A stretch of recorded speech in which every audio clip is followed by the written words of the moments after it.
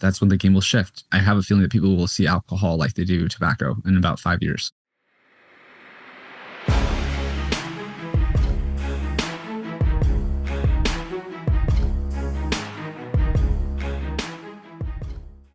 What's up, guys? Welcome back to another episode of The Dime. I'm Brian Fields, and with me, as always, is Kellan Finney. And this week, we've got a very special guest, Aaron Nosbisch, founder of BRÄZ. Aaron, thanks for taking time. How are you doing today? I'm doing great, man. I'm super grateful to be here. Thanks for having me. Excited to dive in. Kellan, how are you doing? I'm doing really well. Grateful we get to talk to Aaron today. Get to cover another one of our favorite topics in terms of hemp beverages and the impact they're probably going to have on the industry as a whole. How are you doing, Brian? Yeah, I'm excited. And I think it's not impact they're going to have. I think the impact they're having now. And I think it's just a matter of if you part of the wave or you're just pretending like it's not crushing you. But before we dive into some of these fun parts of the conversation, Aaron, we got a little East Coast, West Coast battle. You had to choose a side, East Coast or West Coast. Which one East Coast, baby, all day. I'm down here in South Florida, so, it's hard to beat. I mean, I love the West Coast, don't get me wrong, but there's just a vibe over here, man. I was even going to try to bring it up. We talked earlier, and I was like, Florida, East Coast. I was like, I got no angle. let the record reflect. So, Aaron, for our listeners, unfamiliar about you, can you give a background about yourself and kind of what the origin was of BRÄZ? For sure, man. So my name's Aaron Nosbisch. I've been building businesses and brands for a while. I've been in cannabis professionally for about 6 years, but I've been smoking since I was 12. And I love this plant and I love business and I love helping people. And I think that the combination of these things does just that. I am the founder and CEO of a business called BRÄZ, which is a hemp-derived THC, CBD, and nano-emulsified lion's mane beverage. It creates this happy, euphoric feeling that you feel in about 5 minutes, and then it goes away in about an hour, which makes it approachable and stackable, just like your favorite cocktail or beer. We launched 11 months ago, and we've sold 1.5 million cans already, which is about $5 million in revenue. Profitable, which is rare in this space, cannabis in general, and we're pacing for 20 million for the year. So fucking holding on to a rocket ship with a rope. So there's a lot to unpack. And I guess the first one being, where did the idea come from? And then what were the first steps to go from, let's say, idea, conversation to, let's call it, first product? For sure. I mean, the core of the idea is I've always been a cannabis consumer and love cannabis. And I am also really big into functional mushrooms as well as other ancient compounds that lead to these net positive effects. Yeah, but I was also a drinker for a period of my time. I joke around and say that I went pro and retired early from drinking. And I just... the thing about drinking is it's so it can be so much fun. It can be so valuable to connections and life, but it's so costly. It's unfortunately the cost is greater than the good that it provides. And, so I in my head, I just realized that there had to be a better beverage. There had to be a better way. There had to be a way to feel better without feeling worse. And that's where the origin of BRÄZ came from, and honestly, I've tried a lot of cannabis beverages and I've been using cannabis for a long time, but unfortunately most of the time it doesn't really create that same social, bubbly, happy feeling and camaraderie that you can get with alcohol or drinking culture. So we've really focused on creating an experience in a blend that was both uplifting and happy and social while also being relieving and calming, fast acting and stackable. And that's the effect combo that is the current alcohol game. So that's what really differentiates us, is that we have a much more of a social uplifting product than most products in the game. And when I realized that that was possible through a different compound other than alcohol, I knew it was only a matter of time until, frankly, this whole alcohol industry gets disrupted. And man, it's one of the biggest industries in the world, $250 billion in just the US alone, 1.5 trillion across the globe. It's insane. So that's where the origin of it came from. I've also been in CBD and hemp for a long time. My other company is called BRÄZ. It's the largest cannabis social advertising firm in the world now. We run 90% of all cannabis ads on Facebook, Instagram, TikTok, Google, etc. So I've had a kind of a landscape view on the industry for a while, rode the CBD wave, and realized very quickly that this is not a fly-by-night thing, that this is going to change the world. Were you always an adaptogen consumer in terms of lion's manes and other nootropics, if you will? And was it natural in terms of incorporating it into a hemp and THC beverage? And why don't you think anyone else is kind of taking that same path at this point? Yeah. So I'll start with the first part. Yes, I've been using adaptogens and other conscious compounds for a very long time. The thing then is there's thousands of them. The pharmacopedia is huge and ancient, and there's all these amazing products and compounds that people just ignore. And, a lot of it is due to lost knowledge on how we've used these compounds throughout civilization and the benefits they provide, or even how to brew them or extract them to properly reap the benefits of these products. And so I was very familiar with these products. I was also in aromatherapy in my career before and had scaled some brands in the aromatherapy space. And so I've always been in the kind of this like alternative compound space and this therapeutic wellness space. But with BRÄZ, like I think a keen thing that we kind of brought to the table is because we've been working in the space of helping people feel better, reducing human suffering and maximizing potential. Like my focus has always been on crafting an experience rather than selling a commodity. And I think that that's the problem in the current THC beverage space. And we saw this in CBD. A lot of the THC bev guys and just THC in general, they didn't do the CBD thing. Not all of them, but a lot of them didn't. And because of that, they didn't see what it looks like when thousands of brands get into space to sell the same thing. It leads to just a cluster, confusion, and deep saturation of the market that makes it very competitive, and it leads to everyone just being in a price war of who can sell the quote unquote highest quality for the cheapest price. And so when we got into the THC bev space, I knew out of the gate that I wasn't actually interested in being a quote unquote cannabis brand exclusively, but a functional experience brand that uses a wide range of adaptogenic and nootropic and fungi and herbs that create these positive experiences, and mixing those with cannabis and considering all of these things an ingredient to create that experience. And that's our focus then, today. And that's what really differentiates us to the market is we're not trying to sell another THC drink. We're trying to create functional experiences that improve people's lives and help them reach their highest potential. How long is the R&D process kind of mixing and matching some of the ingredients you talked about? And then once you find, let's say, a combination, did you have one person in mind you brought it to who was like, this isn't it, Aaron? And then did you have a second person in mind just to kind of validate? Because I think like the early testing is so important, right? You as a founder, like locked away saying like, oh, this crushes. But then you bring it to 5 of your best friends and they're like, Aaron, this isn't it. Is there an R&D process? Take us through some of that experience. Yeah, man, absolutely. So it was really fun and wild, actually. It was the fastest thing we ever did, I've ever done, to be honest. I came up with the idea in January, what I wanted to do here. And I knew that it needed to be different. I needed to have these things and whatnot. And I was going to some of the conferences in the cannabis and psychedelic space. And I think something like that's really kind of keen about BRÄZ is like, we're really invested and involved in the psychedelic community as well. Like that's a lot of our energy and community. And so I was at Cannadelic Miami and I was walking around just talking about, hey, I'm working on this new beverage. I have this large advertising company and I'm looking for partners and the right people. And I was about to leave. It was like 10 o'clock at night. And this guy like walks up to me and he's like, hey man, I heard you around. Some people are talking about what you're up to. Hey, I do some beverages. And he showed me this lion's mane. He's like, man, this is nano-emulsified lion's mane. Very few people have ever done it. It's fucking crazy. You got to try it. And I'm like, all right, cool. So then we started talking and I'm like, I want an indica beverage. I want something maybe with some myrcene. Myrcene's a terpene found in cannabis. I'm sure you guys are aware that creates more of that indica type feeling, that heavier, relaxed kind of feeling. Like, I don't want to be heady. I don't think people want to be in their heads. I think people want to chill. And so, he went back and formulated some products, and the idea back then was lemon basil, which is like sounds like way better of a flavor than it actually is. I came back to him and he had made this awesome drink that was lion's mane. It was THC and CBD. It was also rich in minor cannabinoids that are a little bit more rare. So we use CBT and CBC and CBL. A lot of people have never even heard of these cannabinoids. And so we put those together. But the myrcene, we had nanoed the myrcene as well.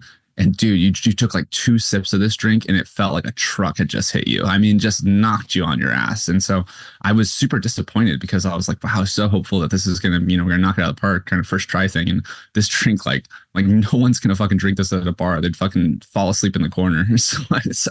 So I kept doing some iterations, and I was traveling and Travis was blending and he'd ship me some bottles, and we just keep trying different samples. And we were close, but we still weren't there. And we decided to put limonene in the product as well. Again, nano-emulsified, so you get this happier, fast acting, uplifting experience.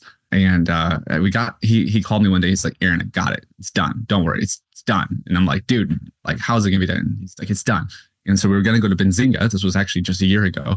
He goes, let's go to Benzinga. I'll bring 200 cans and it's good. I'm like, are you sure it's good? Because if it's good, we should launch it on 420 because that'd be fucking sick as hell. So he goes, yeah, it's good. All right, so let's do this. Let's bring it to Benzinga. We'll pass it out. And if people like it and we're all good, then we'll launch it on 420 3 days later. And so he did. And I met up with him and I tried it and I was like, holy cow, this is refreshing. This is crisp. This is lightly sweet, but it doesn't feel, syrupy or yucky. And I felt so happy and uplifted, but chill and calm, and didn't have this sense of anxiety or headiness. And it was the cannabis experience that I wanted. It was the alcohol replacement that I wanted, and that he wanted as well. And so we went and took like a roll of labels that I had ordered in 48hourlabels.com or something, and started cutting the labels, peeling them off, slapping on the cans, and then just passed them out. And we got really good reviews from most people. The taste back then was a lot more bitter. Something people don't really aren't aware of is if you make your cannabinoids of smaller particles, especially very small particles, they're actually pretty damn bitter. And the smaller particles can even absorb in your tongue and your cheeks, and because of this fast acting nature, and you get this very bitter flavor. And so the first one was very, very bitter. So that was our main point of feedback, but everyone loved the taste that they would drink them anyway. And so we just continued to refine that. We launched on 420, and this has been crazy. It's just been like, every month the company doubles. And we're just like, which is, people think that's really fun and exciting, and it is. But every time your company doubles like that, everything in the company breaks, like all the time. Like it breaks, you got to rebuild it. Then it breaks again, and you got to rebuild it. And that's how it is for any industry. It's not really just cannabis related, but fast growth is exciting and fun, and it's critical in an industry in a moment that we are in time right now. But it's also super challenging.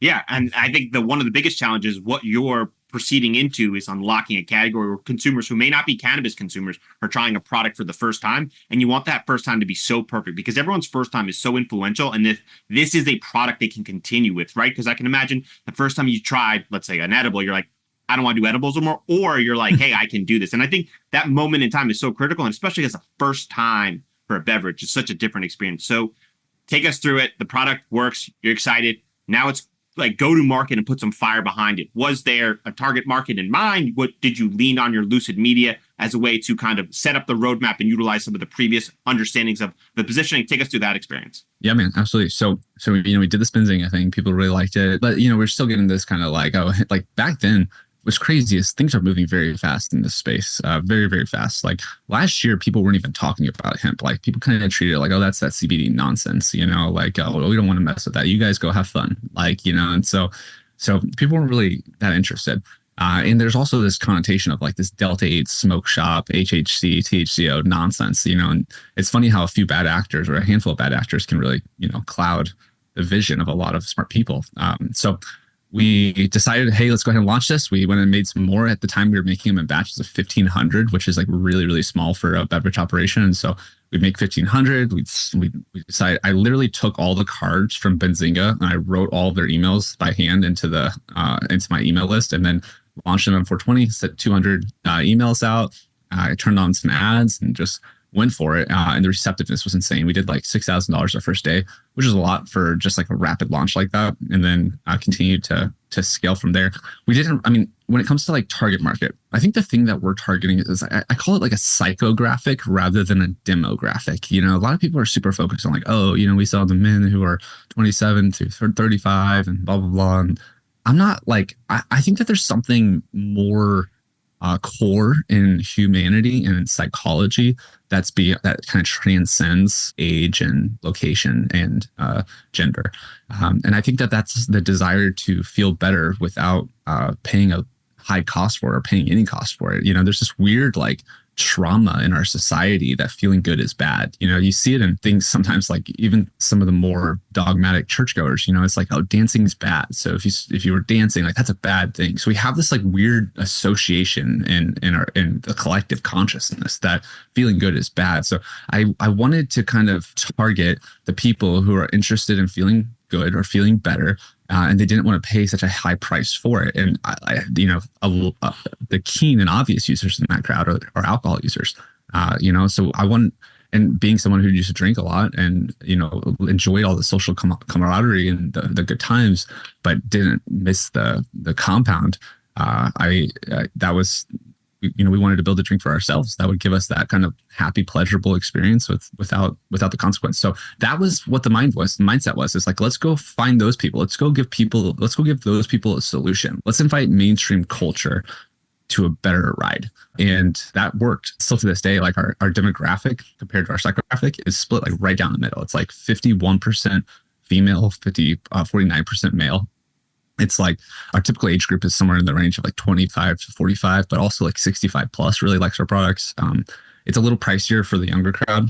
Below that, we only sell to 21 plus. not due to a locality currently, but just like a self-regulated desire to just keep the industry safe and protected, especially these early stages. But so yeah, that was and then, to your point about first time experiences, like, like all of us remember the first time we smoked pot, and like, it was awesome, like it's like this moment, you're just like, holy cow, there's this whole other side of this life that I just wasn't even aware of. And so we're very like cognizant that our product is primarily being sold to non-cannabis users. Like, something we were talking about earlier is I think 80% of the people who drink BRĒZ rarely to never use cannabis. They're first time goers, or they're maybe they tried something small, but they, maybe they had a bad experience. And you see this a lot with the edibles. And so we wanted to create something that would be safe enough for mom to try, but stackable for your ideal high.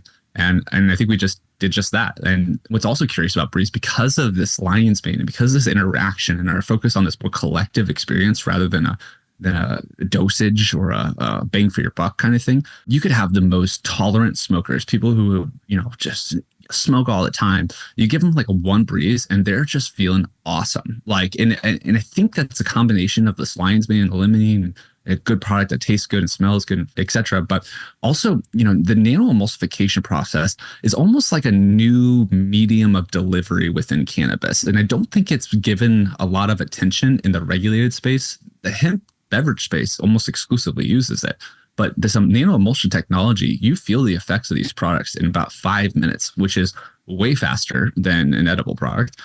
In the offset, so you come down from it in about an hour. And so that's way faster as well than an edible product. And, a lot of people don't want to take a gummy and then, just write out the rest of their day. Like, people have lives, so they want to have a little bit more of a fluid, a little bit more controllable of an experience. And so we just really focused on that. And I'm grateful to say that like literally 9 out of 10 people who try BRĒZ love it. They're really into it, and they have a very good time. And we don't hear reports of, oh my God, I felt terrible, I needed to call the cops, because I thought I was dying. Like, we don't get those things. We get very like, oh, that's subtle, but then they drink it through and we're like, oh, that's strong, and yeah, so that's been how we've been doing it. So with the philosophy of essentially selling a feeling, that has some implications in terms of the federal government kind of having certain stances on what you can say your product causes in terms of a cause and effect stance. And I know that you guys have had some history with the FDA. Can you kind of like walk us through that whole conversation and how you walk that kind of fine line, if you will, or maybe more of a gray line, it sounds like? Yeah, for sure. So to address the first part, right? Like, we are, I call it an experience, but that experience is usually contains feelings, and so it's, that is what we're going for. But, the FDA doesn't actually have a problem with you selling feelings or experiences. They have problems with you making claims to treat diseases primarily or conditions. And so, something you can't say at the FDA is that like, our product relieves anxiety. Our product will cure insomnia, or our product will fix your pain. So those are like no-goes. That's like not allowed. That's where you see like people get FDA letters about that. I've been in the wellness space for a long time, and this applies to the whole wellness space, not just THC or products like this. And so you have to be creative with your language where you're talking about therapeutic qualities of your product without treating or, fixing diseases. So we say things like BRĒZ creates a euphoric, happy, mood lifting, stress relieving experience. All of those do not cure or treat any disease. Those are just therapeutic, positive, good things for humanity. I'm also I'm a very conservative, libertarian, progressive person. Like, I think human rights are super important, and I'm not a big fan of being told what to do personally, or for the world to be told what to do. And and that's part of that's my problem with the cannabis regulated industry. It's like this, we can go into it a little later, but like, we need to empower people to make conscious, wise, good choices for themselves. And part of that is an opportunity to pull away from this alcohol culture that has been used by society very maliciously for a long time. I mean, alcohol is a weird drug, man. It's almost like a power thing.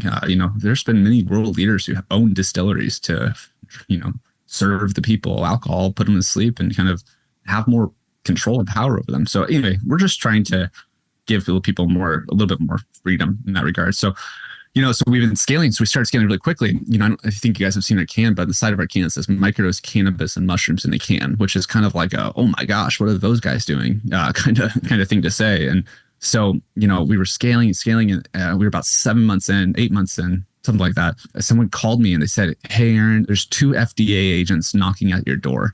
And I'm like, "What?" And he's like, "Yeah, 2 FDA agents. They say they don't really know your last name." And so I'm like, so weird. It was a very weird thing. Anyway, so I got their card. I sent them an email. "Hey, I'm happy to meet. What do you guys want?" kind of thing. And so they came back and they told me that I was being investigated by the FDA and that there was it was an inspection and investigation, and that someone had complained about the ingredients in our product. And to me, I'm thinking like maybe they were upset about our ads, or maybe we did something in our label that we weren't supposed to do, or maybe we said something as like a therapeutic claim that was too on the line.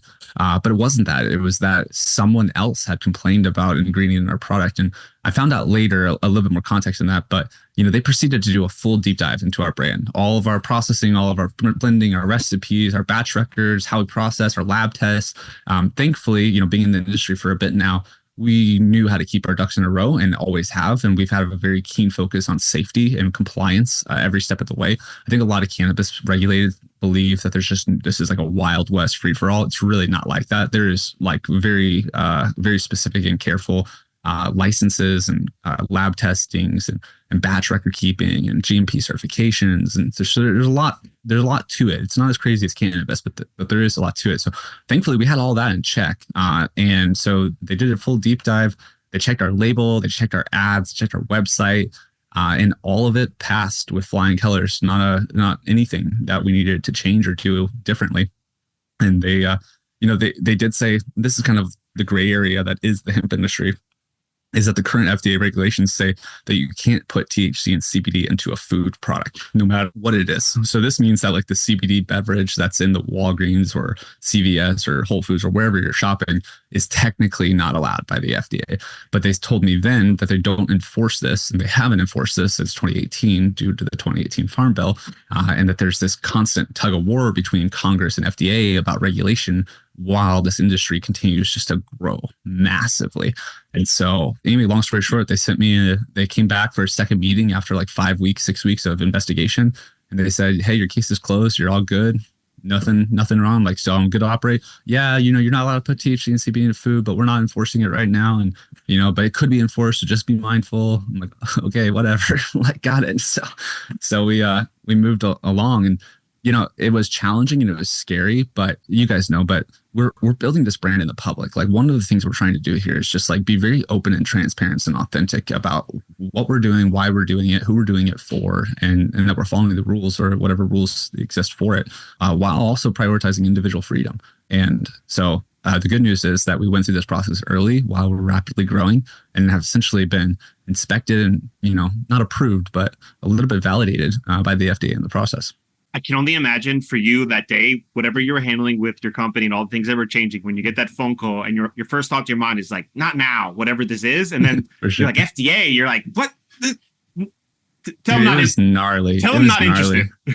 I'm like, well, we're on top of the world there too. It's like, things are scaling. Like, we got to keep up production. People are so happy. Like, dude, and like we get reviews like every day of people that are just stopping drinking alcohol and now drinking BRĒZ instead. I mean, that's a very good fulfillment kind of feeling. It's very satisfying to think you're leaving that kind of impact. So to have all that, and then now the government's coming to do what and not tell me anything. So I found out later that it was a law firm who filed a complaint with the FDA over one of our ingredients.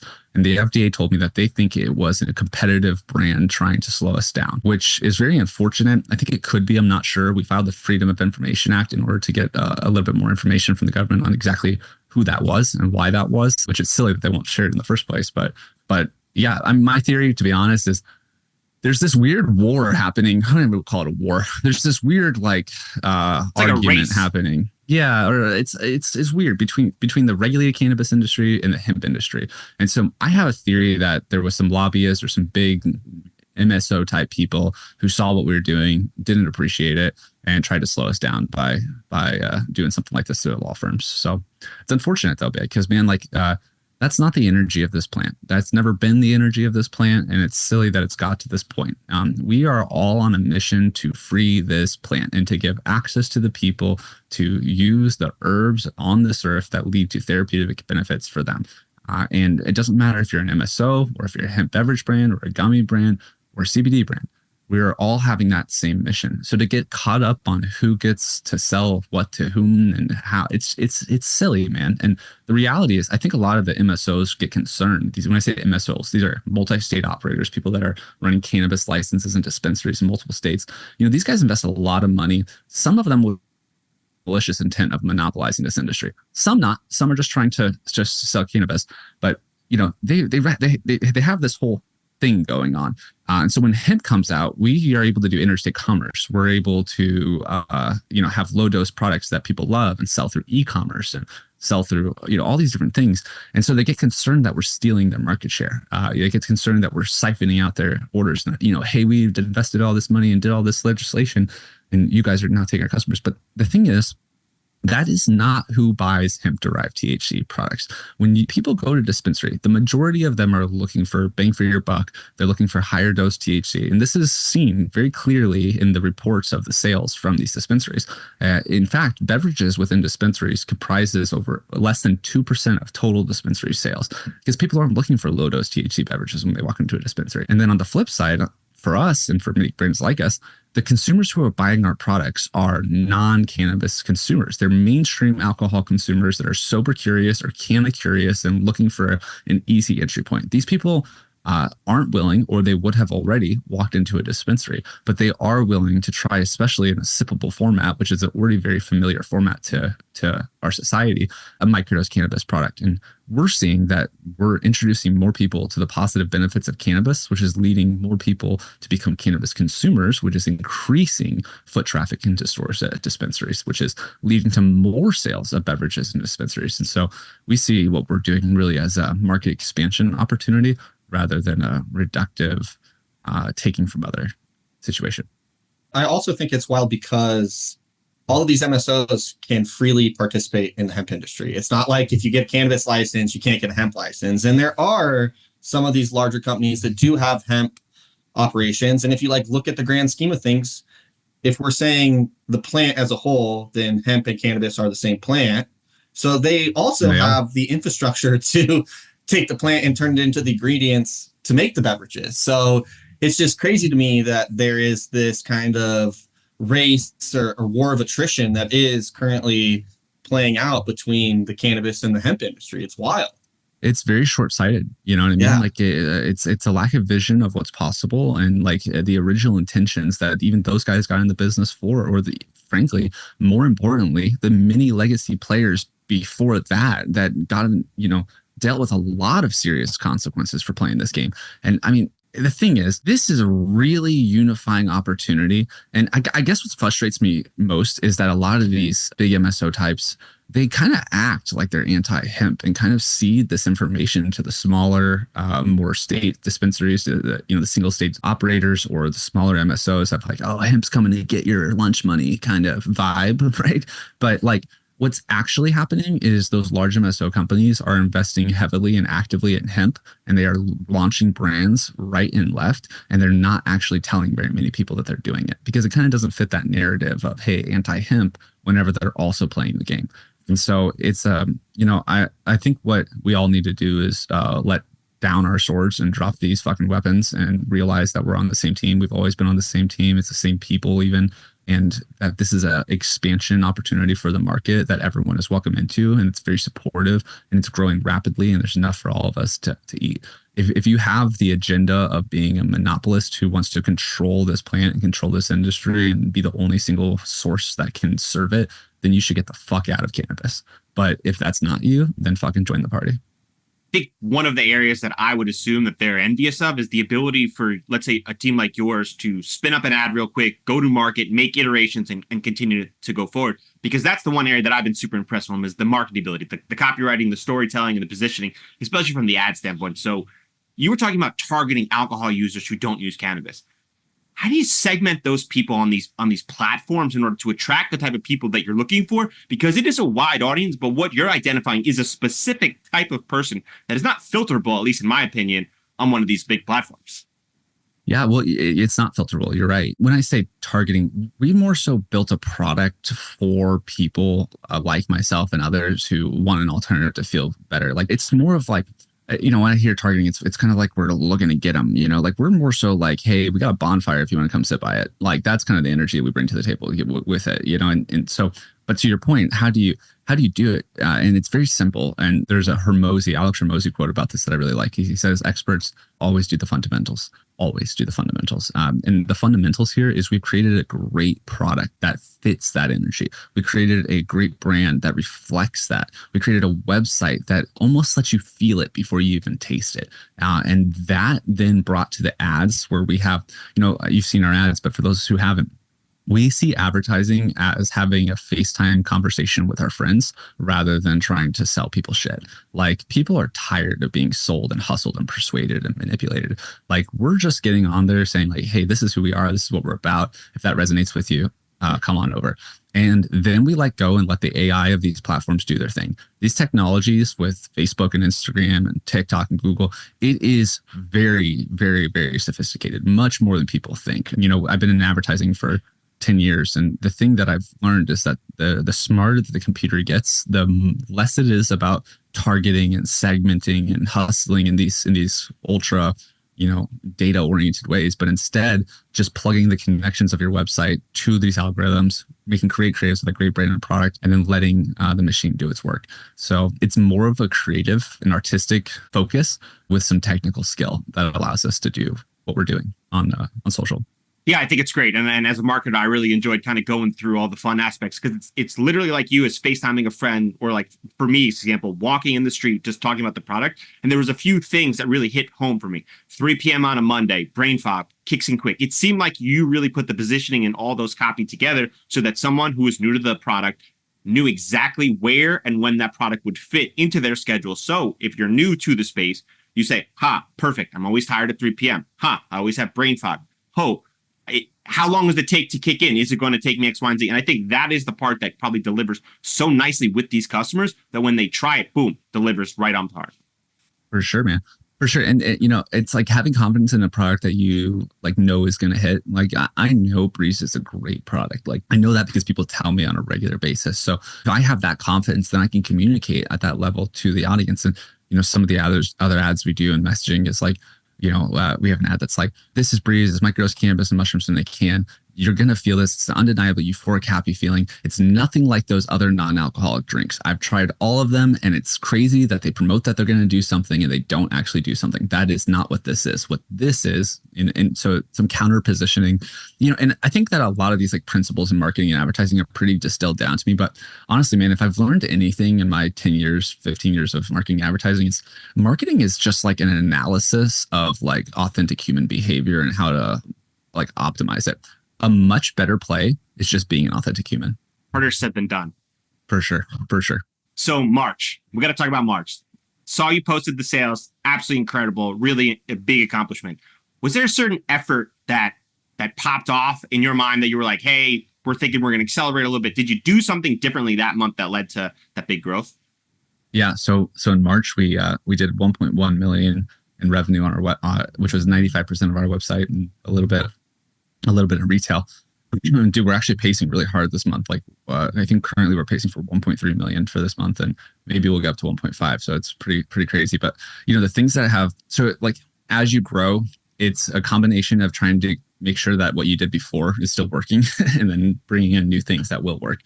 Some of the key things that are leading BRĒZ to succeed is that we have a subscription core to our model. First off, BRĒZ is on the premier end of the hemp-derived beverages. We're probably the most expensive, or one of the most expensive in the game, but we also have a very premier experience and product that delivers on that value. But on subscription, you can get 20% or 25% off depending on how often you order, which is a significant discount. So I'd say about 30% of our revenue right now is subscription. So for those who don't know much about compound interest or exponential growth, if you're able to retain something like 30% of your customers as subscription, there's just an inherent exponential built into the brand that if continued to be fed will just Like it has to grow. It's just how the numbers work. And so there's that. We also figured out TikTok. One of the things that we do, I was expressing earlier, is people think of us as like, oh, BRĒZ, that's that new cannabis hemp brand beverage, which is true, but it's not the only thing that's true. We're kind of like the way we see cannabis as an ingredient into a functional product. Like we are creating a functional experience brand that uses beverage to deliver some of the happiest net positive therapeutic experiences possible. And some of the ways to do that is cannabis. But we also have a non-infused version of our product, which is just the lion's mane inside of it. And on that one, because it's not THC and CBD, we can actually launch it on TikTok Shop. We can also launch it on Amazon and some of these other channels. So we got onto TikTok Shop. We made a couple of videos, put some ad dollars behind them, and they did really, really well. Like we went from 0 to like 100, 200 sales a day. And then we got shut down, which sucked. So I had to go work with TikTok and like, hey guys, like, yes, we're a cannabis brand here, but we're not really over here. And, we can do just the lion's mane on here. And after a lot of talking to them, they agreed to let us do the lion's mane only on their shop and decided to support us. So that was a big lift. So got it back live, and then we just started cranking. TikTok has a affiliate program baked into their platform. So you can send product to people, get them to make videos, and then you can run those videos as ads. So we got a system going there. We're just constantly got a new flow of new videos from people who've sampled the products, launched those in ads, and just started scaling. And in a matter of 15 days, I was spending more on TikTok than I was on Facebook and Instagram, which is pretty unheard of. And so that gave a big boost, and still is doing so in March. I don't know, man. I have a feeling it's going to grow really fast. I like doing these podcasts sometimes because I think like, oh, wow, this is getting big, but then I look back and it's like, I wouldn't be surprised if we start getting into some really stupid numbers really soon. And, the way we think about finance and revenue and income, they're just a fucking scoreboard of the impact that we're driving on the world. If the numbers are going up like that, it means that the goal of reducing suffering and maximizing human potential is being achieved, and that we need to keep leaning in. So that's been our focus. Was there any like main lessons learned from some of the previous beverages that have been out there that you kind of took to heart and really ran with? Yeah, man. I think like the big thing in this thing is like, I'm actually a cannabis user. I'm actually I used to drink alcohol, and I've dabbled with a lot of different adaptogenic and compounds in the past. So I observe from a very like experiential feeling first perspective. So when I was using these other cannabis products, they were awesome and they were a great alternative to alcohol, but they were kind of heavy. Like when I say heavy, I mean like, I found myself more introspective and more like relaxed and sucked in the couch, ready to watch a movie. And that's a lot different of an experience than going out to the bar drinking with your buddies. When you go out to the bar and you drink alcohol, you first get this like dopamine release. So when you start sipping the alcohol, your body releases dopamine, which gives you this like stimulating, happy, social connected thing. And then you get a relaxation when you start to slow down your drinking. So I was like, the problem with the cannabis drinks that exist in the market is they're too heavy, they're too relaxing. And that's not actually, if we're trying to give people an alternative, it's not true to being an alternative. So that was I knew that was a keen thing I wanted to do, but I also didn't want to sell these heavy sativa products that get people in their head and cause anxiety and paranoia. So how are we going to create a stimulating, uplifting, and happy social beverage that is that without being anxious and paranoia and causing paranoia, and not too relaxing or too sleepy where it's going to knock you out? And that's where, the key part was the integration of the lion's mane. We brought in a new compound. We call them co-active ingredients. When you use co-active ingredients like that, you don't just get the benefits of the first and the second compound, THC and CBD and lion's mane. It actually creates a harmony, which creates a third experience. And that's what we're really optimizing for. And I think that's what makes BRĒZ so different than the rest of the market. How big of a challenge is it when you're putting gasoline on the fire and you're ripping on TikTok and you're seeing those orders fly? And then you got to look at the back of the house and realize, oh my God, we just maxed out our capacities of our manufacturing. Do you have additional manufacturers that contract you? Is it all part of a plan? Because it's got to be extremely difficult to watch a company double, and then have to go back to your vendors and be like, guys, I know I placed an order for X. I need to X to the second. Yeah, it's challenging. I think, there's definitely experience is a huge benefit to us in this space. I've been doing e-commerce for a very long time. I'm 30 years old, but I've been doing e-commerce since I was 13. So 17 years of a traditional experience, but e-commerce hasn't been around that long. And so that's a significant time in that world. And so I say that because it's like, I've gone through this iteration of building brands, scaling them with ads, using social, using good branding and graphics, having strong manufacturing partners, having good 3PLs, getting into good cycles. And so I had that, and we have a really good team of people. Travis especially is just really exceptionally focused on the product. And I honestly, man, I think that we really knew that this was going to work, and that we knew it was going to work really, really well. And we had decided that we were going to do what it takes to ensure it, and that we were going to change the world for the better. And so when we made those decisions, we took that intentionality into every step of our supply chain to make sure that the people we were working with were going to be able to scale with us. We placed reserve orders for hundreds of liters of cannabis oil at the beginning, just to make sure that we had the supply if we did scale, and also factoring that the industry is continuing to grow. And we have an amazing 3PL, Tondo Fulfillment out of Delaware. We have an amazing co-packer in New York, Best Bev. And Best Bev can produce up to like 1,000 cans a minute or something with these high-tech technologies. And New York is close to Delaware, so we produce in New York, ship it to Delaware, and then they ship it to all of our customers. And so, thankfully, the right partners, some good experience, some good decisions, rapid adaptability has led us to be able to scale pretty aggressively. And I think that that's going to continue. Now, we're a D2C focused beverage brand, and we're one of the few D2C focused beverage brands in the world. And in fact, we might be the biggest or one of the biggest already. And so, what I bring that up though for is that beverage is traditionally a distribution game, and getting multiple co-packers around the country, multiple distribution hubs, and then moving product to these distribution centers to then get moved to these retail outlets. So by doing D2C, we've had this clean, much more efficient process, less movement, more focus. That's allowed us to break through at a much faster pace than most people are familiar with. Now, as we expand into retail, which is where most people experience their real growth and the big growth, we're going to be investing in new co-packers, new fulfillment centers, new warehouses around the country in order to achieve more saturation. And honestly, that's all the business words, but we just want to make sure that the customers can get our product quickly and effectively when they want it. When do you think you'll be in retails? We're in about 70 stores today. We're working with a handful of big distributors now. We're hiring a head of sales. We just hired 4 salespeople.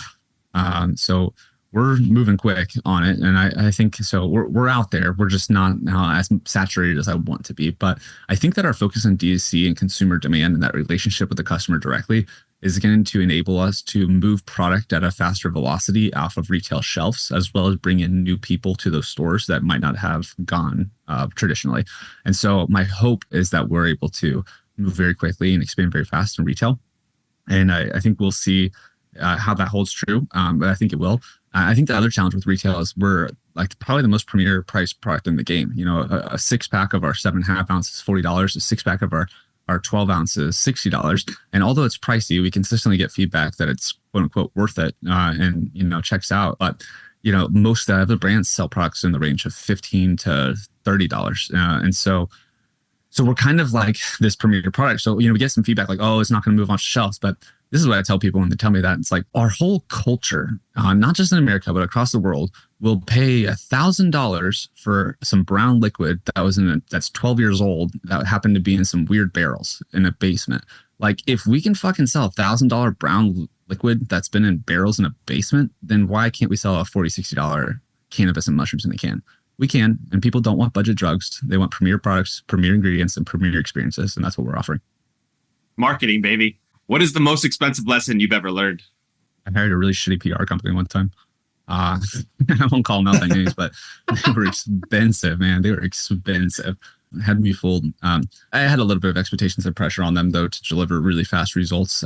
Just because I'm so used to this high-paced D2C world where you invest cash in advertising, and you can return sales very quickly, and so I had a little bit of aggressive expectations, but it was just very, very, very expensive, like 25 G's a month or something like that. So, and then things would just get dragged out for like weeks. And I'm like, dude, I'm not going to pay, fucking $7,500,000 in 3-4 months in order to get 4 pieces of coverage about our brand and some talking points on the Google sheet. And so that was very expensive. I don't know if that was the most expensive. Probably the most expensive piece of my life was our piece of advice or lesson that I've learned was probably that alcohol is not worth it. Like, it's a fucking tricky drug, man. Like, it's a very powerful substance that feels good but causes a lot of havoc, and it's so culturally acceptable. I don't know why that like we all just decide like, yeah, that's the drug that we want to have around, like that's the good one. Like it's not good. It's very costly, and so I'm grateful that I don't drink now. I'm grateful that my tenure of drinking wasn't as long as many people's are. I'm grateful that I'm young, and I'm grateful that I'm not causing the harm to myself or my family or my friends that is just kind of inherent to drinking culture. Dream BRĒZ session, 3 people, dead or alive. Joe Rogan for sure, Snoop Dogg, and dead or alive. Dead's tough. I'm just gonna get alive because it's just on top of my head. Elon Musk. I think me, Joe, Snoop, Elon, fucking sipping some BRĒZ, smoking some J's would be just vibes, and we'd figure out how to solve a lot of the world's problems, I'm sure, in the process. You could put anything on a billboard, metaphorically speaking, to get a message to billions of people. Could be an image, a quote, a word, or something that inspired you. It's the first thing that came to mind. There's better ways to feel better. DrinkBRĒZ.com. What question do you wish more people asked you? Great question. Why are you doing this? Like, why, what's the point? Which I would answer with, we're really trying to reduce human suffering and maximize human potential. Like a lot of people suffer from different forms of subjective and objective oppression, and suffering. And that keeps a lot of people from their potential. And I don't think that victim-mindedness fixes that. So it's not about woe is me, but it is about a recognition that that if we can remove some of that oppression, we give people the opportunity to thrive. And when people have the opportunity to thrive, everything in life gets better for all of us. It becomes abundance.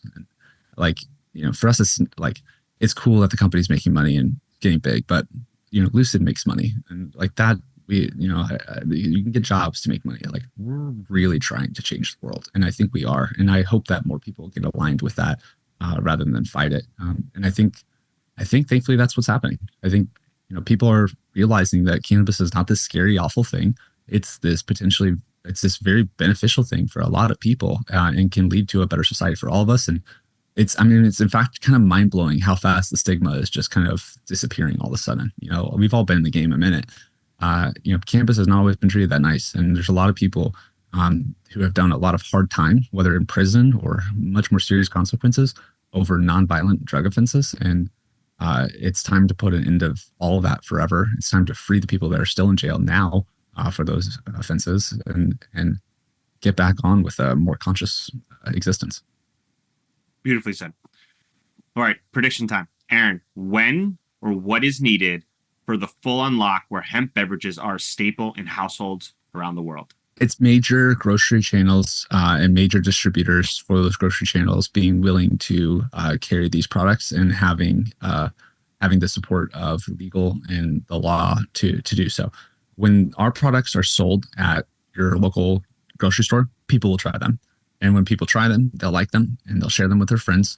And that will change culture, and then they'll keep buying them. And then, just a little bit of space from the oppressive cycle that is alcohol leads to a lot of like clearer thinking. And that's when people will make more conscious choices like these beverages. And that's when the game will shift. I have a feeling that people will see alcohol like they do tobacco in about 5 years. And that's aggressive and that's quick, but like everything in life is happening much faster than it ever has. And I think that that's the path. And I think alcohol will adapt and evolve and get in hemp. I think they'll look for better ways. It's not that these people are bad people. They're just doing what they've done. When there's new ideas and better ways, hopefully they adopt them and move that direction. So I also think that the Congress, I'm going to rephrase this, the states and the legislators are going to have to become more aware of what's happening. They're going to need to try these products. They need to feel and understand on a firsthand experience what's happening here.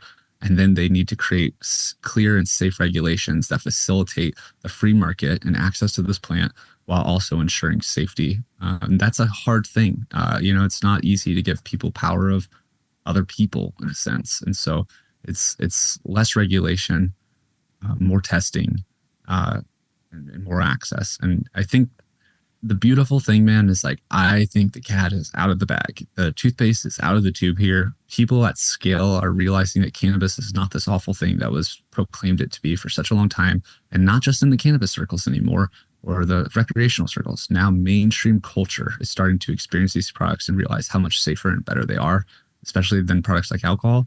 And I think that the fuse has already been lit. I don't think there's any stopping it at this point. Awesome. Kellan. I agree with a lot of what Aaron said. I think one other aspect that's going to be a major catalyst will be like the unification of cannabis and hemp, right? I think that as federal legalization provides more opportunity from a retail perspective, you're still going to see kind of this war of attrition between cannabis operators who are selling products in dispensaries versus hemp companies or brands that are able to sell a very similar product in a traditional retail location. So I think once that unknown is solved, I think that'll be a huge benefit for the cannabinoid industry as a whole. Imagine how much quicker we'll get there if we work together to find that path. Amen. Amen. Amen. I think the unlock actually has already happened. I think what you're seeing in Minnesota, where it being sold in grocery stores, exactly like you described, Aaron, is the first unlock. And as that becomes commonplace, people see it more and more. I forgot which generation, maybe Gen Z, who doesn't drink anymore. Like as they age up, they will be the ones continuously to push these products in front of the older generation, who will eventually try it and realize, oh, I have alcohol, which my doctor says I should not drink anymore, or I have this similar product that makes me feel nice. And I get that sort of euphoric feeling that I'm looking for with alcohol. And guess what? I don't wake up the next day and feel like I've just been hit by a truck. Maybe I will drink these more regular than I drink my red wine. And that, I think, will change everyone's perspective. And I think 5 years, it really could be 5 years, because we are moving so fast and people's perspectives are just really just accelerating. And that in 5 years, which sounds aggressive, maybe not aggressive enough. Yeah, man, feeling is understanding. You know, it's like one thing when you have to educate and teach people. It's another thing when you can just pass them a can, You know, they can try it and they're like, okay, got it. You know, and it's the more like like we always say, like our big thing for policy, like how are we changing policy? How are we lobbying? Like, frankly, like we'll share information with lobbyists as need be, but like we don't really want to play in a corrupt system. We just want to get more people the opportunity to try BRÄZ, you know, other products like BRÄZ, which is what we're supporting with Lucid. And by people's adoption and experiencing of these products, people are what actually changes policy.